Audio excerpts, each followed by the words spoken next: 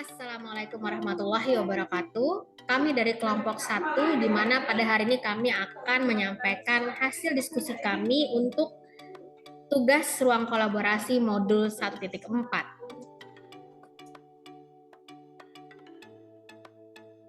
Jadi pada penjelasan kami hari ini, kami akan menyampaikan 4 kasus yang telah kami analisis berdasarkan materi yang ada pada modul 1.4.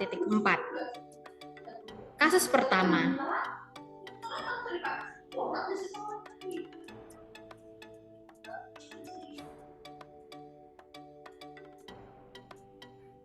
Dalam kasus pertama ini, langkah-langkah restitusi apa saja yang sudah dijalankan oleh Ibu Santi?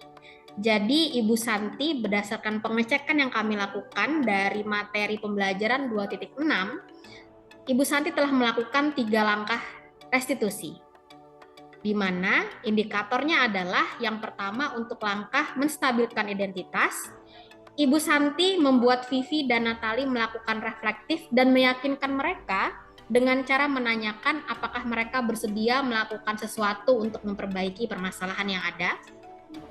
Yang kedua, Ibu Santi tidak melakukan hal-hal lain untuk memperburuk keadaan, namun lebih menstabilkan identitas Vivi dan Natali dengan membantu mereka untuk tenang dan kembali ke suasana hati di mana proses belajar dan penyelesaian masalah bisa dilakukan.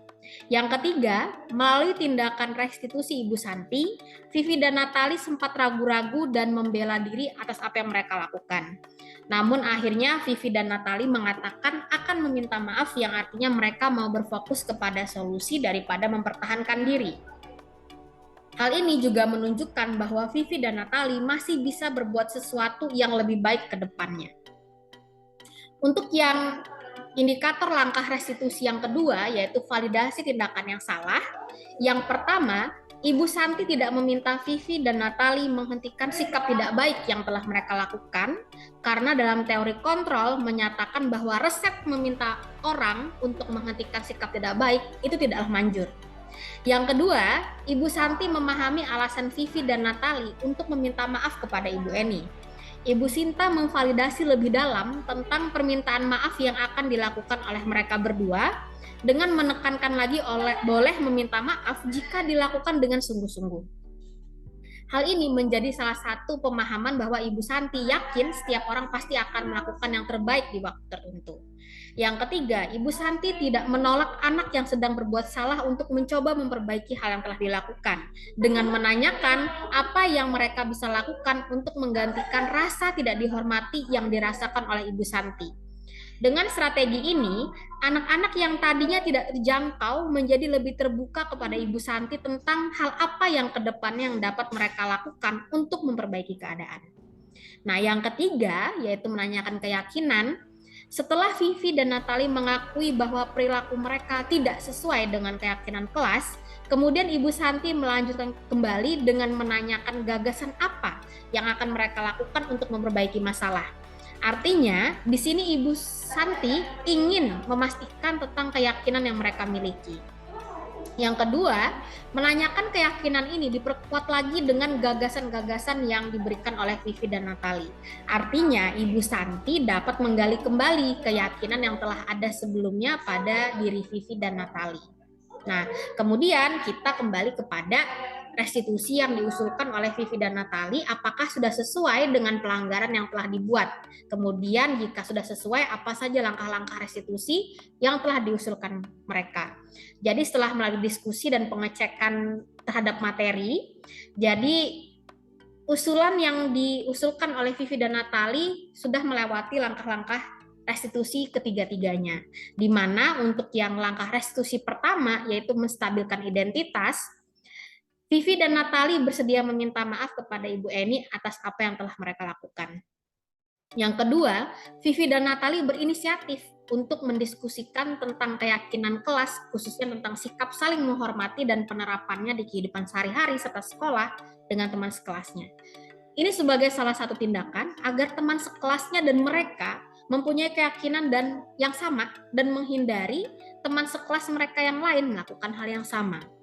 Nah, untuk yang langkah restitusi kedua, yaitu validasi tindakan yang salah, bisa terlihat dari Vivi dan Natali memberikan salah satu usulan, yaitu tentang keyakinan kelas, khususnya tentang sikap saling menghormati. Ini menunjukkan bahwa Vivi dan Natali mencoba mengatasi tindakan yang telah salah mereka lakukan. Dengan terjadinya proses diskusi dengan teman sekelasnya, secara tidak langsung lebih memvalidasi lagi apakah perbuatan yang mereka lakukan salah atau sebaliknya. Kemudian untuk yang langkah yang ketiga, yaitu menanyakan keyakinan, Vivi dan Natali berinisiatif untuk mendiskusikan tentang keyakinan kelas, khususnya tentang sikap saling menghormati dan penerapannya dengan teman sekelasnya. Ini sebagai salah satu tindakan dari meyakinkan kembali secara bersama-sama tentang sikap saling menghormati. Dalam kasus satu ini, posisi yang telah diambil oleh Ibu Eni dalam menangani Vivi dan Natali adalah yang pertama, posisi yang telah diambil oleh Ibu Eni sebagai posisi teman. Yang pertama terlihat dari Ibu Eni menyapa Vivi dan Natali dengan ramah sebelum memberikan teguran, bukan memelas. Yang kedua, Ibu Eni menegur Vivi dan Natali tanpa menyinggung perasaan mereka, bahkan dengan beralasan Ibu Eni yang akan ditegur oleh kepala sekolah jika mereka yang tidak mengerjakan tugas. Kemudian disusul melalui persuasi seperti tolong bantu Ibu ya. Nah, jika kami sebagai Pak Hasan, bagaimana cara kami menyikapi langkah yang ditempuh oleh Ibu Santi? Pastinya yang pertama, kami akan memberikan apresiasi kepada Ibu Santi karena mencoba melakukan restitusi terhadap siswa yang melakukan masalah. Karena melalui restitusi, siswa perlu bertanggung jawab atas perilaku yang mereka pilih dan mereka juga dapat belajar dari pengalaman untuk membuat pilihan yang lebih baik di waktu yang akan datang. Dengan langkah yang Ibu Santi tempuh, siswa memecahkan masalah perilaku mereka sendiri, sehingga siswa mendapatkan kesempatan untuk mempelajari keterampilan yang berharga untuk hidup mereka. Pendekatan restitusi sebenarnya juga berhubungan dengan usaha untuk menebus kesalahan, tetapi sebaiknya merupakan inisiatif dari murid yang melakukan kesalahan. Proses pemulihan akan terjadi bila ada keinginan dari murid yang berbuat salah untuk melakukan sesuatu yang menunjukkan rasa penyesalannya. Fokusnya tidak hanya pada mengurangi kerugian pada korban, tapi juga bagaimana menjadi orang yang lebih baik dan melakukan hal baik pada orang lain dengan kebaikan yang ada dalam diri kita. Yang kedua, kami jika sebagai Pak Hasan bersama-sama dengan guru di sekolah untuk mendalami dan menerapkan restitusi agar pemahaman tentang restitusi lebih baik lagi. Nah, refleksi untuk kasus yang pertama ini yang kami dapatkan adalah yang pertama, kebutuhan yang terjadi pada Vivi dan Natali ini adalah kebutuhan akan kesenangan yang dapat terlihat pada perilaku mereka untuk kesenangan walaupun sudah ditegur oleh Ibu Eni. Yang kedua, Ibu Santi dapat menggali lebih dalam lagi pada langkah memvalidasi tindakan salah yang dilakukan oleh Vivi dan Natali. Akan lebih baik jika rasa tidak dihormati didapatkan dari reflektif Vivi dan Natali sendiri. Yang ketiga, Ibu Eni dapat mengembangkan lagi kemampuan leader di kelas. Yang keempat, Vivi dan Natali akan lebih baik lagi jika bertemu dengan Ibu Eni secara langsung untuk meminta maaf dan menginformasikan semua usulan yang telah mereka buat tanpa menggunakan email terlebih dahulu. Yang kelima, usulan Vivi dan Natali yang sedikit mengganjal adalah menjadikan Ibu Eni sebagai guru pengganti bila lain waktu ada ketiadaan guru. Kira-kira apa yang melatar belakangi usulan ini? Yang keenam, Ibu Santi, Ibu Eni, Pak Hasan, dan guru di sekolah dapat mempelajari restitusi lebih dalam agar mendapatkan hasil yang maksimal dalam pelaksanaannya. Kasus yang kedua.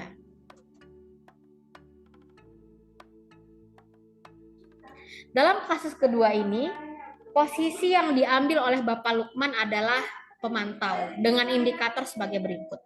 Yang pertama, Bapak Lukman berdasar pada peraturan-peraturan dan konsekuensi. Dengan menggunakan sanksi atau konsekuensi, Pak Lukman memisahkan hubungan pribadi dengan murid. Pak Lukman mengandalkan catatan peraturan sebagai bukti atas perilaku seseorang. Posisi Pak Lukman berawal dari teori stimulus respon yang menunjukkan tanggung jawab guru dalam mengontrol murid. Yang kedua, Sabrina memahami konsekuensi yang harus dijalankan karena telah melanggar salah satu peraturan sekolah. Sabrina tetap memang dibuat tidak nyaman, di mana seharian dia tidak berani berkeliling sekolah karena malu dan lebih banyak berdiam diri di kelas tanpa alas sepatu. Yang ketiga, menitik beratkan dampak pada diri sendiri, mendapatkan hadiah atau mendapatkan hukuman. Nah, bila Bapak Lukman mengambil posisi seorang manajer, kira-kira apa yang akan dikatakan kepada Sabrina? Yang pertama, apakah Sabrina mengetahui aturan memakai atribut di sekolah? Yang kedua, apakah Sabrina mengetahui aturan jam masuk kita di sekolah? Yang ketiga, kira-kira bagaimana Sabrina akan memperbaiki masalah ini? Yang keempat, apa yang akan Sabrina lakukan agar tidak mengulangi kesalahan yang sama?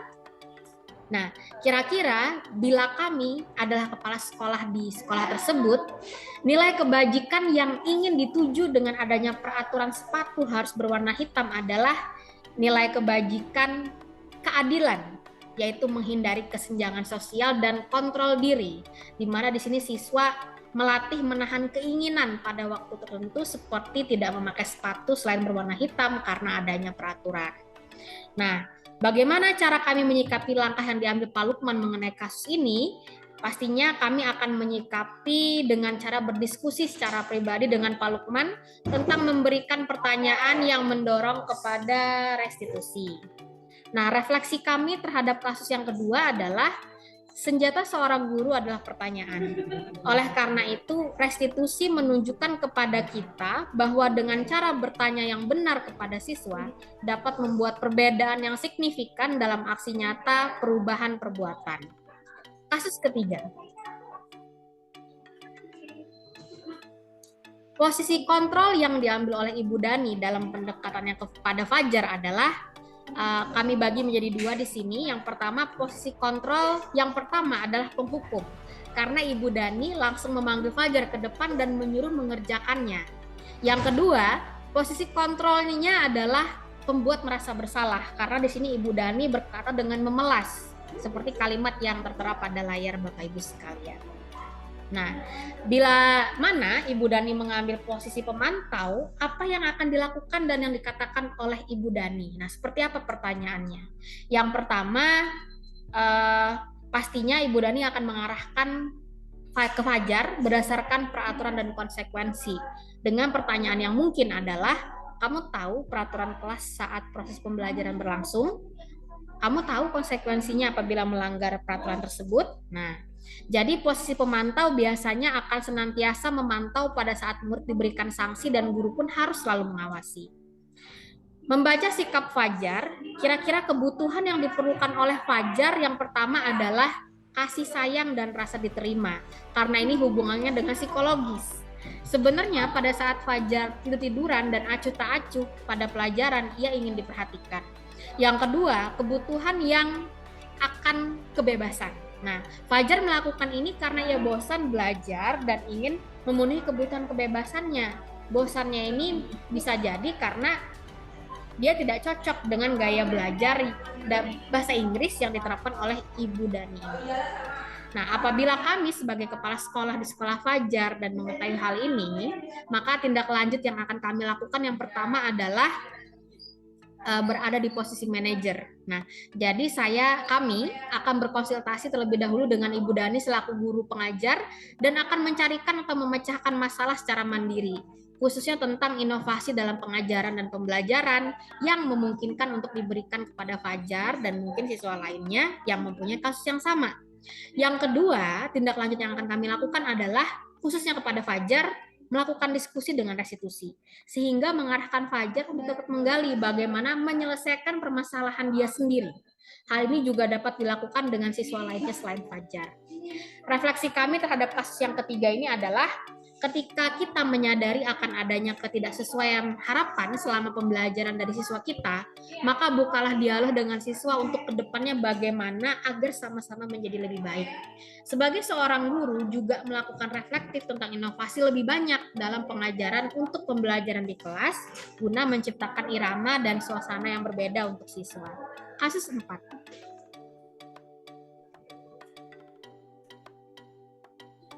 Posisi kontrol yang dipraktekkan oleh kepala sekolah yaitu Ibu Suti dan apa-apa saja yang dilakukan oleh Ibu Suti adalah sebagai manajer. Hal yang dilakukan Ibu Suti yaitu berkomunikasi kepada Dino tentang keyakinan sekolah yang disepakati, kemudian menanyakan kepada Anto apa yang bisa diperbaiki Dino, memberikan kesempatan Dino untuk memperbaiki kesalahannya, memfasilitasi Dino untuk dapat memperbaiki kancing baju Anto dengan belajar dari Pak Irfan sebagai bentuk tanggung jawabnya. Nah, dalam kasus ini bagaimana Dino dikuatkan dan bagaimana Anto dikuatkan oleh Ibu Suti. Jadi Dino dikuatkan karena kesalahannya dia bisa menjadi bertanggung jawab, mengakui kesalahan dan mau memperbaiki kesalahannya, serta belajar hal baru yang dimentori langsung oleh orang yang ahli. Sedangkan Anto dikuatkan oleh peran Ibu Suti sebagai manajer, memfasilitasi penyelesaian masalah yang terjadi antara mereka. Nah, dalam kasus keyakinan sekolah ini, nilai kebajikan yang mau dituju dalam kasus ini adalah kontrol diri dan tanggung jawab. Nah, di mana refleksi untuk kasus keempat ini adalah individu pasti pernah melakukan kesalahan-kesalahan. Dengan diberikannya kesempatan untuk memperbaiki kesalahan yang dilakukan, dapat membangun rasa tanggung jawab terhadap apa yang telah dilakukan. Namun proses yang jangan dilewatkan adalah membangun dialog atau diskusi sebagai penguatan terhadap apa yang terjadi dan yang akan dilakukan ke depannya. Demikian presentasi dari kami. Terima kasih.